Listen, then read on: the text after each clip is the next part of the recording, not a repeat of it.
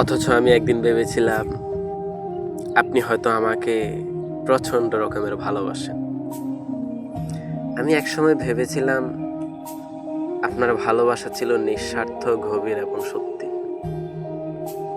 আপনার প্রতিটা হাসি, প্রতিটা কথা আমাকে এক অদ্ভুত প্রশান্তি দিত।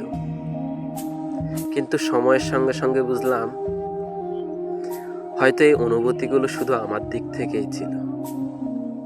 আমি ভেবেছিলাম আপনার কাছে আমি পৃথিবীর সবথেকে আপন মানুষ।